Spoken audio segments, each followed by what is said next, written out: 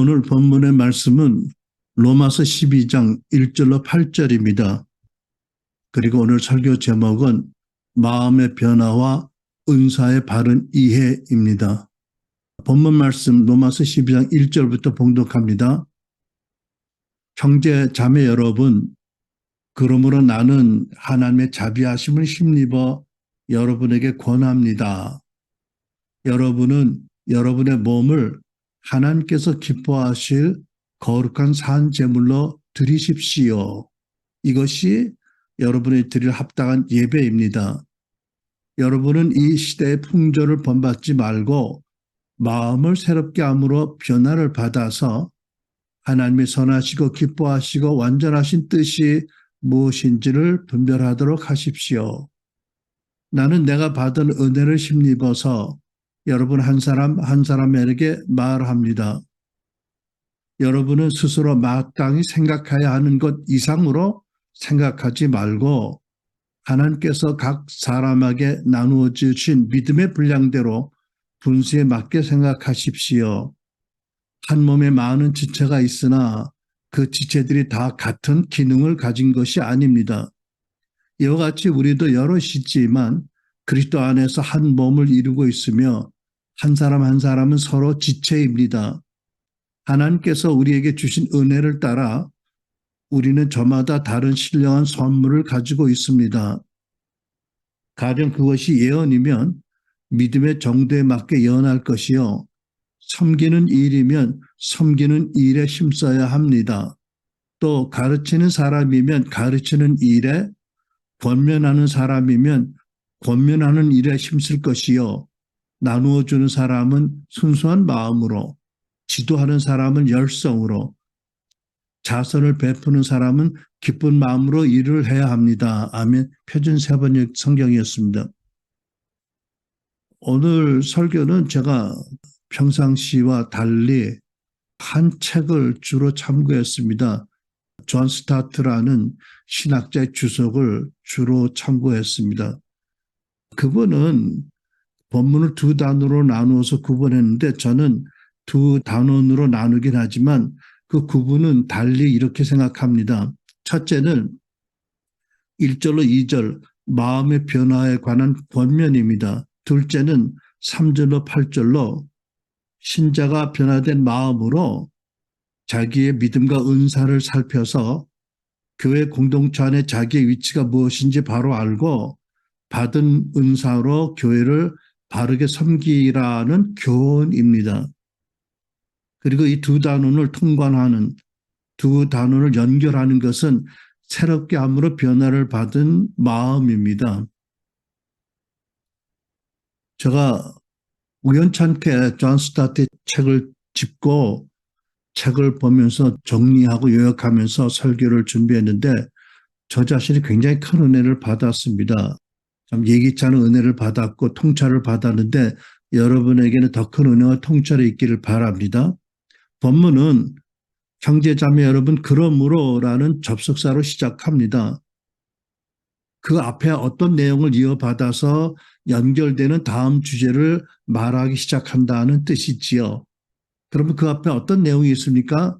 로마서 11장 하반절에 보면 말세에 있을 이스라엘 민족의 구원에 관한 계시의 말씀이 있습니다.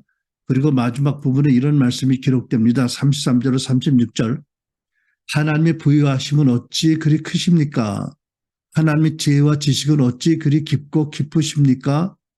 그 어느 누가 하나님의 판단을 헤아려 알 수 있으며 그 어느 누가 하나님의 길을 더듬어 찾아낼 수 있겠습니까?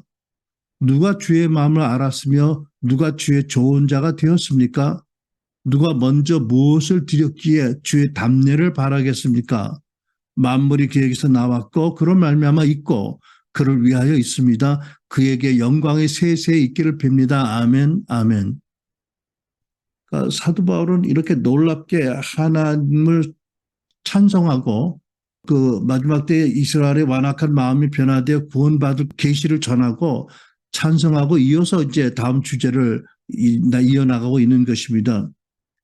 그러니까 바울 사도는 로마의 교우들에게 여러분도 하나님 놀라운 자비하심을 입었다면 당신도 하나님의 은혜로 사도 직분 받은 것을 강력하게 주장하면서 마음을 새롭게 함으로 변화를 받은 마음으로 모든 것을 달리 생각하라. 모든 것을 새롭게 생각하라고 강력하게 도전합니다.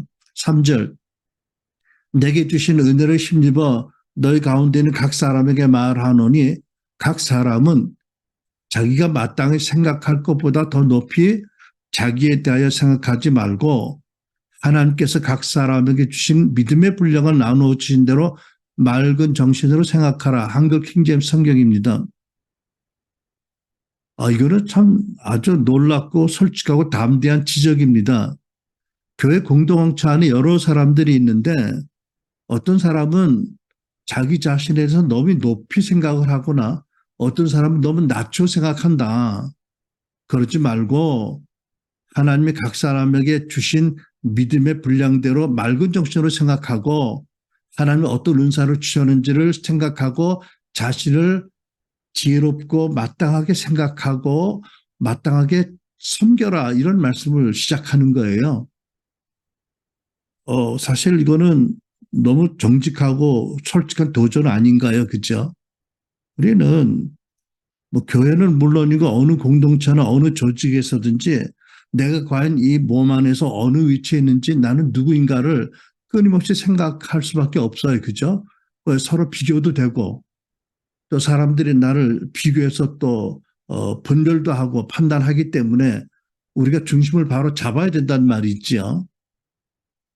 그러니까 사도 바울은 전제적으로 여러분은 예수 그리스도와 같이 겸손하고 바르고 지혜로운 마음으로 생각하라. 그래서 자기 자신을 너무 높이 생각하거나 너무 낮게 평가하지 말고 둘 다를 피해라. 마땅히 생각하라고 말씀해요. 자기 자신에 대해서 겸손하고 지혜롭게 생각하는 법을 배우고 그리고 하나님께 전적으로 헌신해라 이렇게 권면합니다. 이것이 1절에서 말씀하실 때 이것이 여러분이 드릴 합당한 예배다라고 말씀하고 여러분이 여러분의 몸을 하나님께서 기뻐하실 사한 제물로 드리라고 하십니다. 여러분 우리 역시 놀라운 하나님의 큰 자비를 경험한 사람들이 아닙니까? 절대로 용서받을 수 없는 나를 위해서 하나님이 당신의 독생자를 십자가로 보내셨어요. 부활하신 독생자 예수 그리스도 성령을 친히 우리 한 사람 한 사람에게 보내셨어요. 그래서 우리로 하여금 구원받을 믿음 주시고 하나님의 자녀 삼으셨어요. 그러니까 이 엄청난 자비를 경험했기 때문에 우리는 마땅히 우리 몸을 거룩한 산제물로 드리라는 것입니다. 이것이 큰 자비를 경험한 신자가 드릴 합당한 예배다. 이것이 합리적이고 온동한 헌신이다. 이것이 논리적이고 분별력 있고 가장 적절한 반응이다라고 말씀합니다. 그런데 여기서 그 산 제물로 드리라고 하셨는데 여러분 우리가 구약성경에서 보는 것처럼 하나님께 드려지는 제물은 다 죽은 제물이에요. 그죠? 자, 죽이고 씻겨지고 토막 쳐지고 피가 뽑아진 상태로 드립니다. 그러나 우리는 누구예요? 산제물이에요. 우리 위해서 죽으시고 부활하신 예수님 안에 세례받음으로 거듭났어요. 그죠? 그래서 우리가 새 피조물 되고 우리가 살아있는 채로 하나님께 드려 마땅한 산 제물이 되어 있습니다. 그죠? 죽은 제물이 아니잖아. 그죠? 우리는 살아있는 그러나 거룩한 예수 안에서 제물이 되었습니다. 그리고 몸을 드리라고 하셨는데 여기서 몸은 그 플래시, 육신을 얘기하는 것이 아니라 우리 존재 전체를 의미하는 것입니다. 그죠? 몸이 있고 혼이 있고 영이 있고 모든 걸 드려라는 말씀이죠. 그러니까 마음과 몸과 영을 다 하나님께 한 제물로 드리라 이렇게 말씀하고 있습니다. 여러분의 몸 그러니까 여러분의 육신은 물론이고 마음은 물론이고 영과 모든 것을 하나님께 온전히 드리셨는지요. 이게 마땅한 예배다, 온동한 처사다라고 말씀하지요. 그리고 이어서 2절로 여러분은 이 시대의 풍조를 본받지 말고 마음을 새롭게 함으로 변화를 받아서 하나님이 선하시고 기뻐하시고 완전한 뜻이 무엇인지를 분별하도록 하라고 분부합니다. 여러분, 이것이야말로 우리가 가장 원하는 거지요. 그죠? 우리가 이 시대 풍조를 본받지 말고 우리 마음을 새롭게 함으로 우리 마음의 변화를 받아서 하나님의 완전하고 기뻐하시고 선하신 뜻이 무엇인지를 분별하고 거기에 헌신하는 것. 이것이 우리 모두가 다 바라는 마음이잖아요. 그죠? 다시 말하면 우리 모두는 우리의 마음을 새롭게 함으로 변화받기를 원합니다. 근데 그렇게 하라고 말씀하고 있어요. 그러면 어떻게 우리가 신자가 자기의 마음을 새롭게 할 수 있는가요? 사도는 먼저 이렇게 말씀합니다. 분명하게 이 시대 풍조를 본받지 말아야 한다 하고 말씀합니다. 먼저 끊어낼 것, 막을 것, 뽑아낼 것을 말합니다. 그것이 이 시대 풍조입니다. 이 시대 풍조란 세상에 널리 아주 깊이 퍼진 세상 문화, 가치관을 의미합니다. 그러니까 우리가 마음을 새롭게 하고 변화를 받으려면 먼저 세상 문화를 본받지 말고 그것을 따르는 것을 단호히 거부해야 된다는 말씀이죠. 세상과 반대되는 문화, 소위 카운트 컬처라고 말하는 반대 문화, 그리고 가치관, 반대적인 사고방식을 가지라고 말씀합니다. 여러분 이것이 예수님의 팔복에서 말씀하신 핵심 주제입니다. 카운트 컬처입니다. 세상 문화와 반대적인 하나님 나라 문화를 받으라는 것입니다. 그러니까 좋은 의미에서 문화혁명을 일으켜야 된다. 신자가 우리 마음 안에 그죠? 문화혁명을 세상 풍조로 영향받은 거 다 때려 부셔야 되고 더 이상 그것 들어오지 못하도록 차단해야 된다는 거지요. 제가 요즘 우리 미국에 사는 아들 자시아가 대화를 많이 하다가 이런 얘기를 듣고 흥미롭게 생각을 했습니다. 그 자기 집 근처에 아주 개척교회 규모의 빈야드 교회가 있어서 나가봤더니 깜짝 놀랍게도 그 교회 부교역자 중에 한 분이 아나임 빈야드의 담임 목사였는데 은퇴하신 분이 오셔서 부교역자로 전문 목사를 섬기고 있다는 말이에요. 제가 놀랐어요. 이런 일이 있을 수 있나?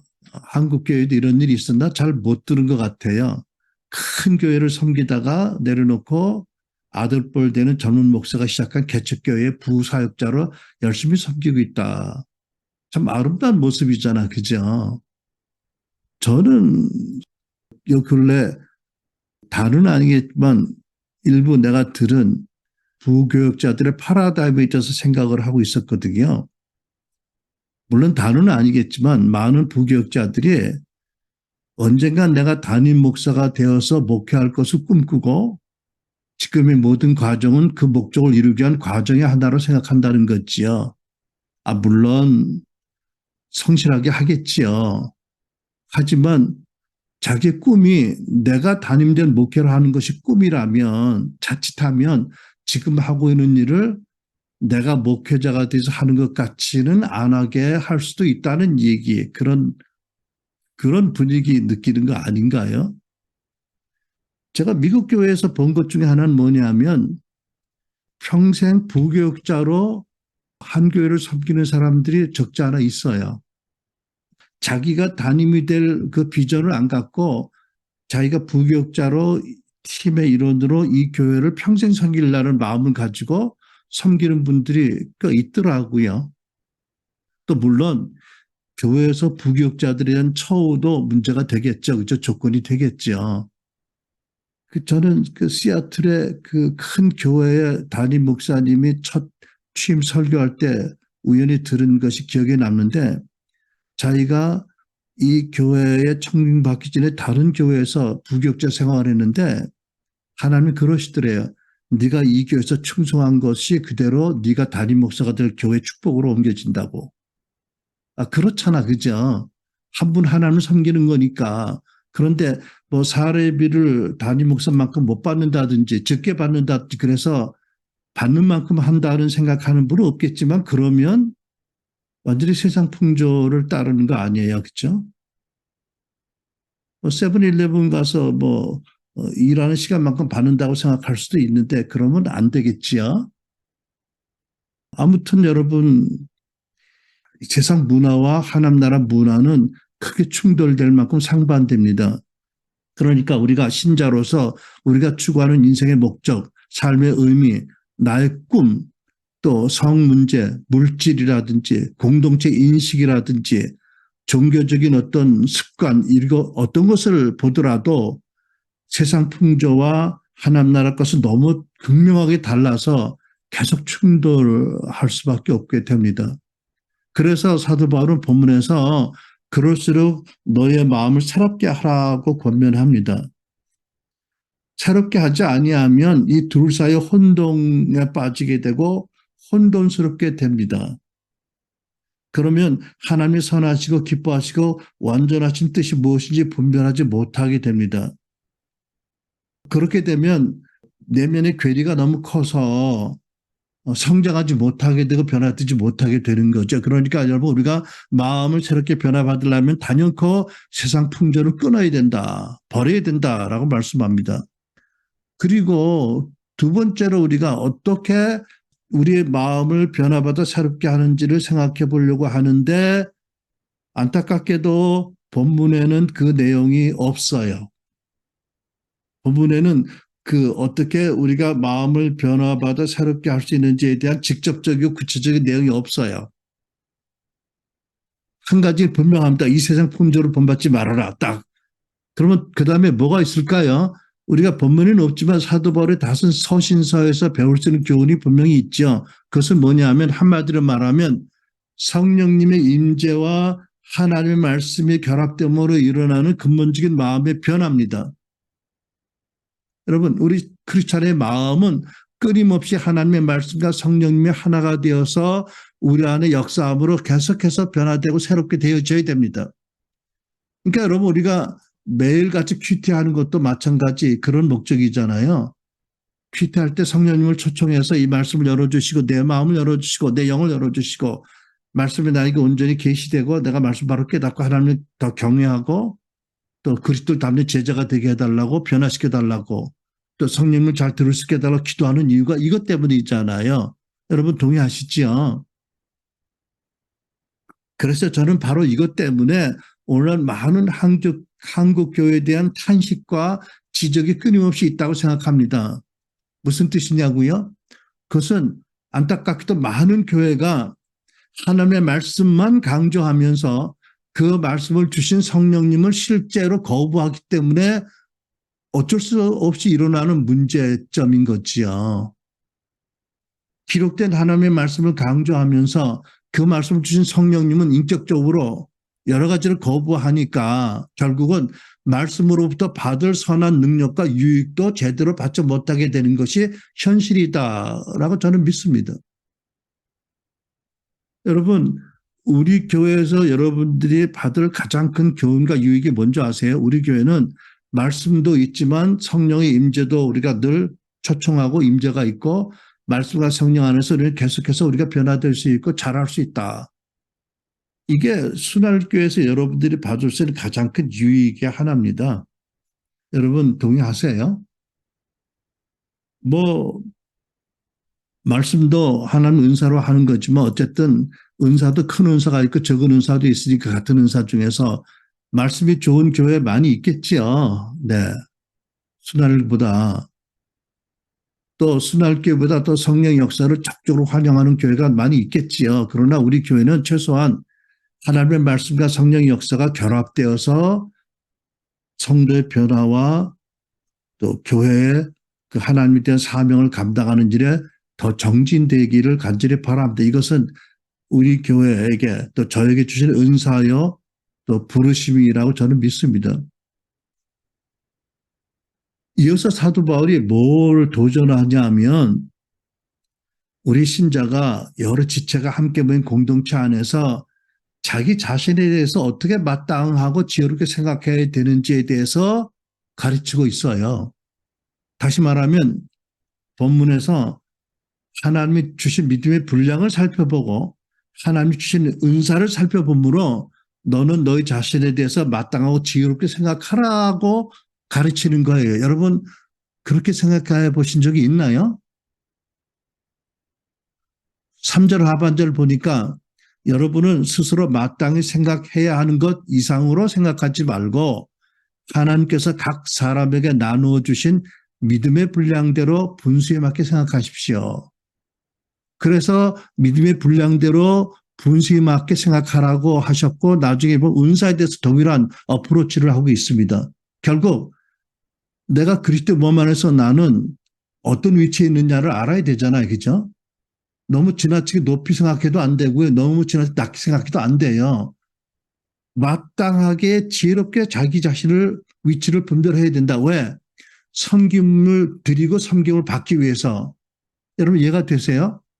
내가 있을 위치에 안 있고 내가 손인데 엉뚱하게 머리 위에 계속 올라가 있다면 내 손의 기능도 제대로 못하고 다른 사람으로부터 다른 지체를 받을 은혜도 제대로 못 받지 않겠어요. 그죠? 여러분 이해가 되세요? 저는 사실 이렇게 생각해 본 적이 없어서 존 스타트의 추석을 읽고 너무 감사했어요. 아, 성령께서 나에게 이 책을 붙잡게 하신 것이 이유가 있었구나. 우리는 다 그런 생각 하잖아요.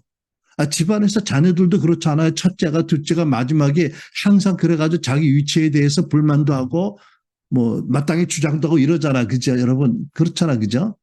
둘째는 세컨 차일드 신드롬이 있고 막내는 막내라고 또 뭐 아들이라고 또 저를 먼저 생각하라고 그러고 마지는 또 마지니까 이게 항상 자기 위치에 대한 마땅하고 지혜로운 생각이 없어서 이게 혼동이 있고 있잖아. 그죠? 교회에서도 마흔 안에도 늘 있지 않나요, 여러분?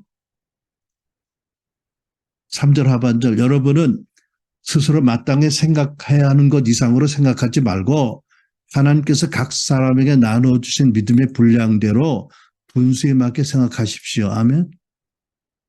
여러분 아멘이세요? 싫으세요? 나는 스스로 높게 생각할 거야. 계속 이러실 거 아니지요. 자, 그러면 여러분 보세요. 아, 여기 이렇게 말씀하잖아요. 하나님께서 우리 각자에게 나눠주신 믿음의 분량이 다 다르다라는 걸 전제를 하고 있잖아. 그죠? 이거 어떻게 들으면 좀 불쾌할 수 있는데요. 어떻게 들으면 참 감사한 거 왜? 아, 이 믿음이 자체가 하나님 주신 은혜구나. 그죠? 근데 하나님이 똑같이 공평하게 다 똑같이 믿음을 주신 게 아니다. 다 다른 분량의 믿음을 주셨다. 왜? 서로 뻐기고 저 비교하고 자기를 세우라는 게 아니라 서로 섬기라고. 아, 똑같이 주면 섬길 이유가 없잖아. 그죠, 여러분? 그죠? 그래, 안 그래요? 다르니까 서로 섬길 이유가 있는 거잖아. 그죠? 이게 감사하지 않나요? 그죠? 그리고 우리 모두를 겸손하게 만드는 거죠. 여러분, 물론 믿음의 은사도 우리가 계속해서 말씀을 상고하고 순종을 하면 믿음이 커져요. 그죠? 하지만 그 커지는 것 역시 우리의 헌신과 노력 위에 하나님의 은혜가 임해서 그러는 거지 아무리 노력하고 헌신해도 은혜가 임하지 않으면 커지지 못해요. 그러니까 근본적으로 뭐라고요? 와, 하나님께서 우리 각자에게 각각 다른 믿음의 분량을 주셨구나, 은혜로. 이게 우리가 믿고 받아들이고 감사해야 될 전제 조건이에요. 여러분 동의하세요? 우리가 그리스도를 닮아서 정말 겸손한 사람이 되기 원한다면 자기가 노력한 부분을 강조하기보다는 그 위에 주신 은혜 그리고 애당초 주신 믿음의 분량의 은혜를 감사하고 그것을 마음에 새길 것입니다. 그렇죠? 우리 모두가 다 그런 마음을 가지면 모두가 다 더 겸손해질 수 있고 감사할 수 있을 줄로 믿습니다. 그러니까 여러분 혹시 어떤 하나님의 종륜에 따라서 남보다 더 큰 믿음을 가진 사람은 어떻게 해야 한다고요? 아, 그거 가지고 자기를 뻐기고 남들을 하대하고 그럴 수는 없잖아. 이스라엘 백성이 그러다가 하나님 앞에 심판받았잖아. 그죠?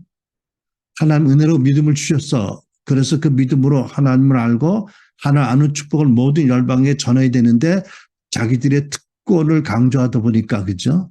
결국 심판받은 거잖아요. 큰 그림으로 보면 자기보다 적은 믿음의 분량을 받은 신자를 낮추어 보거나 하대할 수 있나요? 절대 그럴 수 없죠.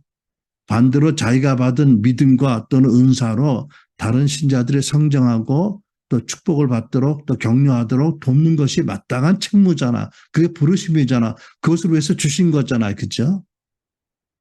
여러분 하나님께서는요. 이렇게 보면 너무너무 크신 자비하심으로 당신의 12 제자 중에서 제일 나서기 잘하고 제가 보기에 제일 교만했던, 이렇게 얘기하면 또 천국서 날 보자고 그럴지 모르겠는데, 아무튼 내가 보기에 제일 나서기 잘하고 제일 교만했던 베드로에게 큰 자비를 베푸셨어요. 어떻게? 누가복음 22장 31절. 시몬아 보라, 사단이 밀가부로 타려고 요구하였으나 그러나 내가 너를 위하여 내 믿음이 떨어지지 않기를 기도하였나니 너는 돌이키는 내 형제를 굳게 하라. 아, 예수님이 여기서 베드로라고 안 하시고 시몬이라고 하시네요. 시몬은 누구예요? 처음 만난 그때의 이름이 시몬이잖아요.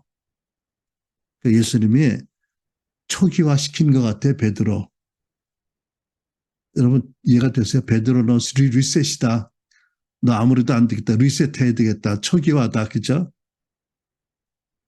마침 사단이 밀가부로 털고 너를 청구했으니까 내가 너를 위해서 기도했다. 근데 내가 이제 시험 당할 거다. 엄청나게. 크게 너가 넘어질 거다. 큰 코가 깨질 거다. 그리고 돌이킨 후에 너는 비로소 내 형제를 굳게 해라. 말씀하세요. 베드로가 예수님을 이 예언에도 불구하고 3번 부인하고 어떻게 됐어요? 아, 하나님 은혜가 아니면 나는 내 믿음 못 지키는 연약한 자구나. 처절하게 깨달았지요. 두 번째, 아, 그래서 성령님이 오시면 내가 성령을 절대로 의지해야 되겠구나. 깨달았죠. 세 번째, 아, 나를 돌이키셨으니까 이제는 나보다 믿음 약한 사람을 내가 업신여기고 전의 시체를 받고 잘난 척할 게 아니라 저들을 잘 섬겨서 세워줘야 되겠구나. 이 3가지를 깨닫는 큰 자비하심을 베푸셨잖아요. 그죠? 물론 여러분, 우리 모두가 다 예수 그리스도가 나를 위해서 죽으신 하나님의 아들이다라는 십자가 달리신 그리스도를 믿는 믿음의 분량은 거의 같아요. 제가 보기 거의 같은데 은사로 주시는 믿음의 분량은 다 달라요. 여러분 동의가 되세요? 다시 말해서 성경에 기록된 말씀에 대한 믿음, 살아계신 하나님에 대한 믿음, 예수 그리스도에 대한 믿음, 성령에 대한 믿음 또는 교회에 대한 믿음은 모두가 분량이 다 같이 받는 건 아니다. 다 다르다. 그래서 서로 섬길 이유가 비로소 형성이 된다라는 것입니다. 그리고 사도 바울은 이와 같이 믿음에 대한 분량의 차이를 보면서 내가 그리스도 몸 안에 어느 위치에 있는지를 마땅히 생각하라고 하세요. 그러니까 말씀에 대한 믿음 또는 우리의 믿음의 분량이 내가 어떤 존재인지 어떤 위치에 있는지를 지혜롭게 평가할 수 있는 거룩한 도구가 된다는 것이지요. 아, 물론 여기에도 자가당착이 있을 수 있고 착각일 수 있지만 일반적으로 이렇게 된다는 것이지요. 아멘. 두 번째로 사도 바울은 우리 자신을 겸손하고 지혜롭게 평가할 수 있는 거룩한 도구는 두 번째 도구는 성령 주신 은사다라고 말씀하고 있습니다. 4절 한 몸에 많은 지체가 있으나 그 지체들이 다 같은 기능을 가진 게 아닙니다. 여기 보세요. 여기 기능이라고 썼죠. 위치가 아니에요. 기능이에요. 그죠? 은사는 위치와 신분이 아니고 기능이에요. 그죠? 여러분 5절 보면 교회는 그리스도 한 몸이고 우리는 여럿이지만 그리스도 안에서 한 몸을 이루고 있으면 우리 한 사람 한 사람은 그 몸의 지체로 서로가 필요한 존재다. 서로가 서로에게 의지해야 된다라고 말씀하고 있습니다. 6절 하나님께서 우리에게 주신 은혜를 따라 우리는 저마다 다른 신령한 선물, 은사를 가지고 있습니다. 보세요. 여기도 은혜에 따라 은사가 다르고 같은 은사도 분량이 다르다고 말씀하세요. 이게 차별을 조정한 건가요? 아니요. 서로 섬김의 환경을 주신 거라고 저는 믿습니다. 그렇죠? 섬김의 도리를 주신 거라고 믿습니다. 바울 사도는 늘 주장합니다. 자기가 사도가 된 게 하나님의 은혜라고. 하나님의 은혜를 따라 내가 사도가 되었다고. 마찬가지로 바울 사도는 성령 안에서 이렇게 주장합니다. 하나님께서 은혜로 교회에 속한 모든 신자들에게 서로 다른 은사를 주시고 다른 크기의 은사를 주신다고 말씀하세요. 그러니까 우리 각자는 하나님께서 나에게 주신 은사가 무엇인지 또 크기가 또는 수준이 어떤 것인지를 바로 분별을 해서 나를 바로 평가하고 그 평가를 기준으로 교회를 섬기도록 은사를 바로 사용하라고 말씀합니다. 사도 바울은 본문에서 예시적으로 7가지 은사를 기록했습니다. 첫 번째, 성령의 영감 안에서 말하는 은사, 곧 예언에 대해서 말씀합니다. 근데 우리가 기억할 것은 뭐냐면 우리가 문맥을 따라 보니까 사도 바울이 여기서 다루는 그 선지자적 은사는 에베소 2장 20절에는 교회의 터의 하나인 그 선지자에 해당되는 것은 아닙니다. 에베소 2장 20절에 교회의 터는 사도와 선지자라고 했잖아요. 이것은 사도와 선지자 직임을 받은 사역자를 말합니다. 그런데 여기에서 말하는 것은 예언하는 사람들 또는 여기에서 말하는 그 성령 안에서 말하는 은사를 받은 사람들은 그 선지자 직임을 받은 사람이 아니고 그에 비해서 보다 부차적인 그 목적을 향해 가고 있는 과정에 부차적인 선지자 은사자에 대해서 말씀한다고 믿습니다. 그리고 물론 교회 터의 일부를 구성한 선지자도 마찬가지지만 선지자의 말들은 하나님의 말씀에 분별하고 시험해야 된다고 말씀합니다. 고린도전서 14장 29절 예언하는 사람은 둘이나 셋이서 말하고 다른 이들은 그것을 분별하십시오. 둘이나 셋이서 말할 때도 순차적으로 하고 듣는 사람들은 그 예언을 분별하라고 말씀합니다. 데살로니가전서 5장 20절, 21절 예언을 멸시하지 마십시오. 예언을 존중하라고 말씀합니다. 그러나 모든 것을 분별하고 선한 것을 취하라고 말씀합니다. 그러니까 예언은 강제적으로 전해지는 것도 아니고 강제적으로 받아야 될 것도 아닙니다. 예언은 예언을 받는 신자 안에 있는 성령께서 또 그 안에는 말씀의 빛으로 비추어서 분별해야 되는 것이고 분별해서 선한 것은 취할 수 있는 것이 예언입니다. 저는요, 많은 예언 사역자들을 제가 보았지만 나는 그 예전단에 미국이나 캐나다 예전단의 사역자들이 예언할 때 이렇게 말하는 것을 보고 매우 좋게 생각했어요. 형제님, 자매님, 제가 이제 믿음을 따라서 성령 안에서 예언할 텐데 혹 어떤 마음에 불편하시면 안 받아들여도 됩니다. 라고 말하고 예언을 시작하는데 오히려 그런 게 더 신뢰감을 주더라고요. 존중감을 주기 때문에 그렇죠. 나는 이것이 오늘 그 그리스도 몸 안에 내 위치가 무엇인지 믿음과 은사를 따라 분별하고 바르게 섬기라고 하시는 정신에 맞는 태도라고 생각이 됩니다. 안 그러면 갈라디아에 보면은 사술의 죄가 있거든요. 사술의 죄는 뭐냐면 영적인 어떤 근원으로 사람들을 조종하는 것입니다. 그러니까 말하자면 계시록에 이세벨의 영이 있다고 예수님이 지적하셨잖아요. 그 예수님이 인정하고 보내신 교회에 이세벨의 영이 있다. 그런데 책망은 담임 목사가 받아요. 어쨌든 이런 것들을 우리가 방지하기 위해서는 선지자 은사 받은 이들이 전한 예언을 멸시하지 말아야 되지만 동시에 분별하고 선한 걸 취해야 된다라는 가이드라는 분명히 있어야 됩니다. 그래서 6절 하반절에 이런 말씀이 있어요.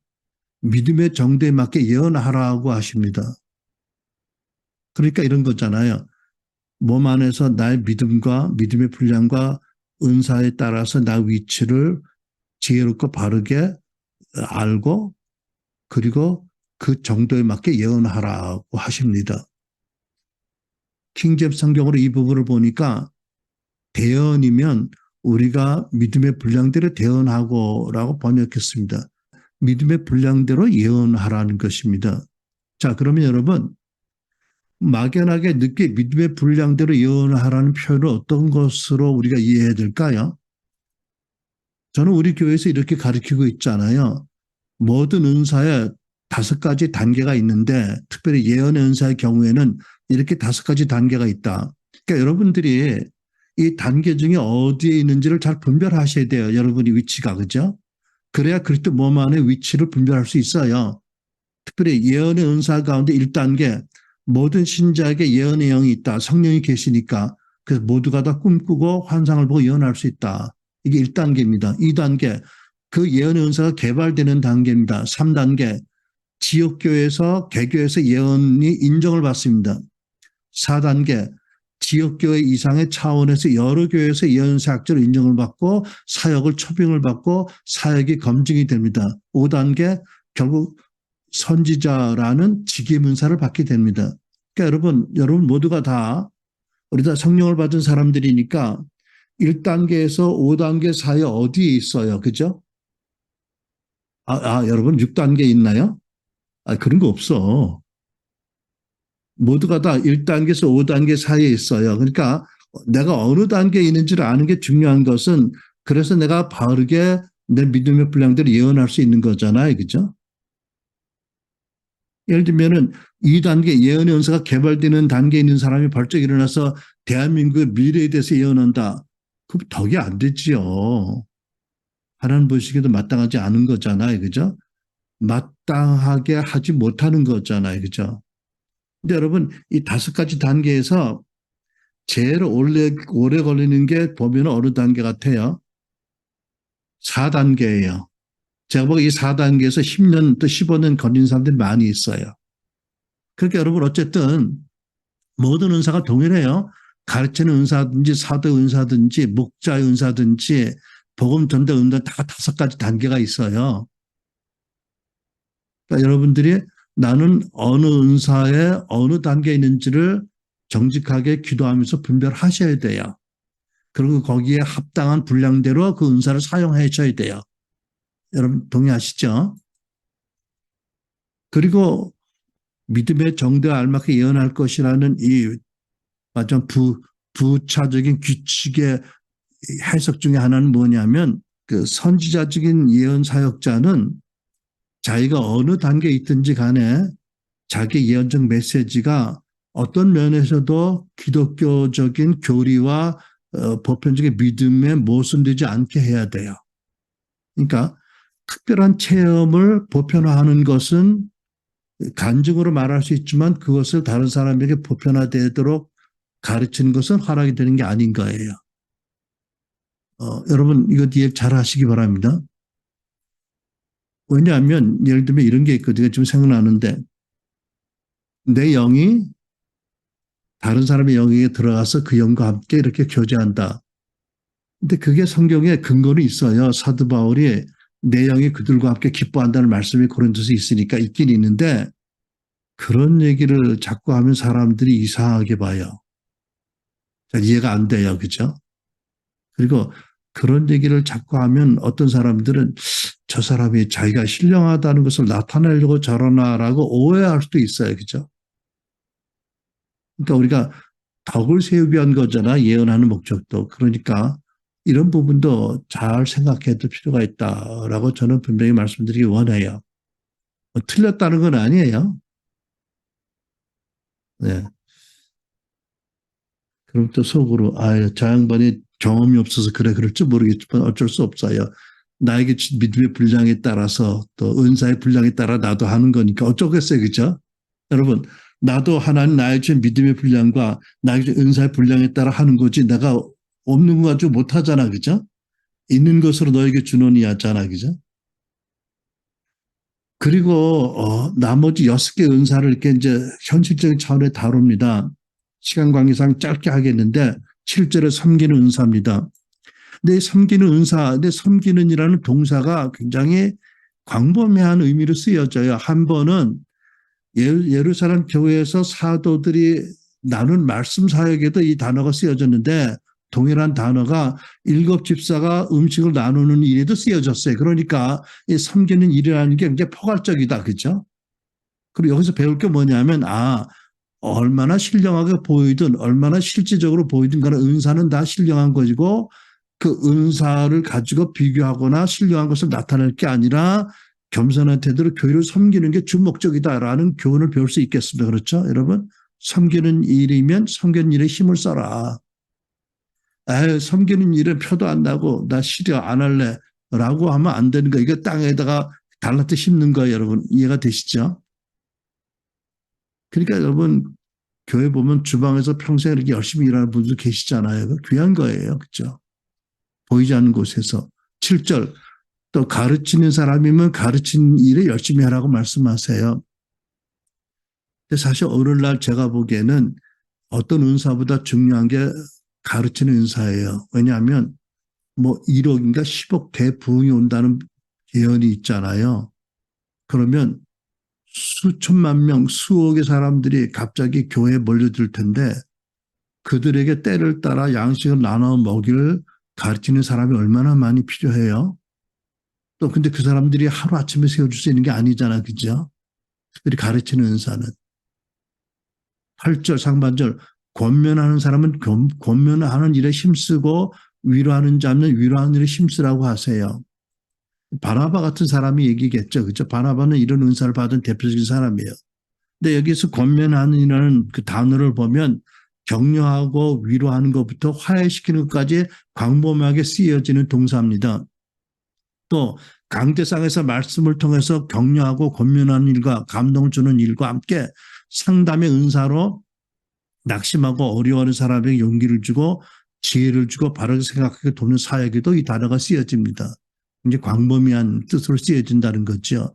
8절 중발절 나눠주는 사람은 순수한 마음으로 하고 구제하는 자는 성실함으로 하래요. 그러니까 여기서 나눠주거나 구제하는 것은 자기 재정을 나눠주고 구제하는 일에도 적용이 되고 교회의 재정을 나눠주고 구제하는 일에도 적용이 되는 거예요. 결코 인색하게 하지 말고 관대함으로 하고 성실함으로 하고 받는 사람에게 자존감을 상하게 하지 말라는 뜻이 있는 거잖아요. 제가 오래전에 기억이 나네요. 캐나다에서 공부할 때 방학 중에 인턴으로 캐나다 한 교회를 섬긴 적이 있어요. 근데 그때 지금은 달라질지 몰라도 벌써 40년 됐으니까 그때 그 캐나다 교단 교회는 대부분 교회에 보면 그 소셜 오피스라는 소셜 서비스라는 그런 사무실 하나 있고 직원이 한 명, 두 명이 있고 큰 창고를 운영해요. 창고에 들어가 보면 여러분 각양각색의 음식이 다 있어 거기에. 통조림부터 뭐 여러 가지가 다 있어요. 그래가지고 누군지 교회를 찾아오잖아. 도와달라고 그러면 창고로 데려가가지고 그 가족 숫자를 물어보고 아주 푸짐하게 빵에서부터 뭐 국수가 아니라 뭐지? 뭐 생각이 안 나니. 뭐냐, 스파게티, 뭐 통조림, 뭐 여러 볼 거를 푸짐하게 주더라고요. 심지어는요, 차 타고 지나간 사람이 교회 들어왔어. 가스가 떨어져서 돈이 없대. 갈 길은 먼데. 그러면은 주유소 쿠폰 끊어줘요. 또 어디 가야 되는데 돈이 없어 못 간다. 갑자기 뭐 어머니가 아프다고 가야 되는데 차도 없고 돈이 없다 그러면 버스 티켓 끊어주고 용돈도 주어서 보내줘요. 근데 거기 직원들이요. 굉장히 순수한 마음으로 성실하게 하고 오는 사람이 조금 더 불편함 느끼지 않도록 자존심 상하지 않도록 잘 하더라고요. 전 진짜 너무 아름다운 교회 모습을 본 것 같아요. 그죠? 나눠주는 사람은 순수한 마음으로 구제하는 자는 성실함으로 하라. 이것도 여러분 굉장히 신령한 은사라는 거지요. 우리가 보기에 차는 일 같지만 결코 하나는 그렇게 보시지 않는다는 거예요. 8절 지도하는 사람은 열성으로 다스리는 자는 부지런함으로 하라고 개혁성경에 번역했는데 진짜 다스리는 사람은 리더로서 지도력을 행사할 때 부지런해야 되겠죠. 리더가 부지런하지 않으면 어떻게 되나 그죠. 가정교회도 그렇고 근데 나를 보면 내가 잘 모르겠어. 내가 진짜 리더십으로 부지런했나? 잘 모르겠는데 그렇지 않은 것이 더 많은 것 같아. 이렇게 재보면 그렇다 안 그렇다 안 그런 게 더 무거운 것 같아.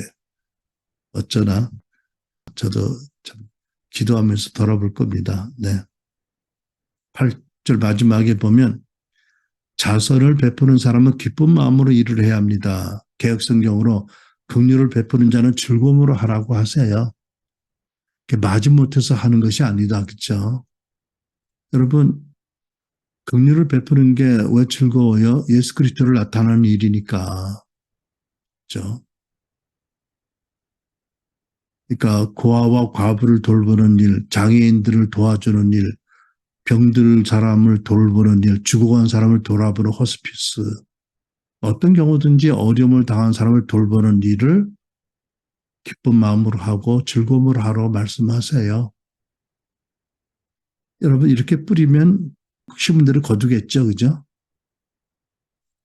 자기 또는 자식들이라도 그죠? 신문대로 거둔다고 말씀하셨으니까 즐거움으로 하라고 하세요. 근데 보니까 이렇게 이제 7개 은사를 보는데 예언 같은 은사는 우리가 보기에 굉장히 훌륭한 은사로 보이고 나머지는 좀 평범해요. 가르치는 것부터 시작해서 다스림, 권면, 구제, 자선 그죠? 근데 왜 이렇게 쓰셨을까? 왜 7가지를 뽑아서 예시적으로 나열을 했을까? 이렇게 생각이 됩니다. 은사에 대한 신비주의적인 견해를 버리고 신령주의에 머무르지 말고 모든 은사가 다 신령한 것이라는 생각을 가지고 성실하게 받은 은사들을 섬겨라 이런 뜻이 아닐까라고 생각해 봅니다.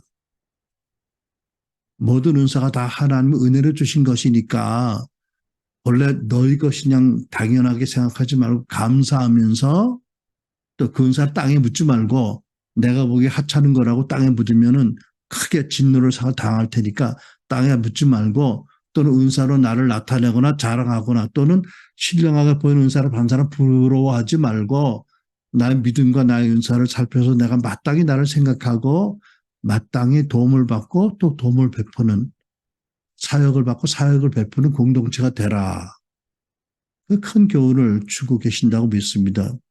그러니까 다시 말하면 이런 태도는 성령과 말씀이 결합된 역사를 따라서 마음이 새롭기 때문에 변화를 받아서 하나님을 기뻐하시고 온전한 뜻이 무엇인지를 분별하는 사람들이 자기 믿음과 은사를 보고 자기 위치를 바로 알고 받은 은사와 믿음으로 잘 섬기는 공동체가 되라. 이것이 너희가 드리는 하나님께 드리는 신령한 예배다라는 교훈으로 우리를 인도하시는 뜻이 있다고 믿습니다. 아멘. 기도하겠습니다.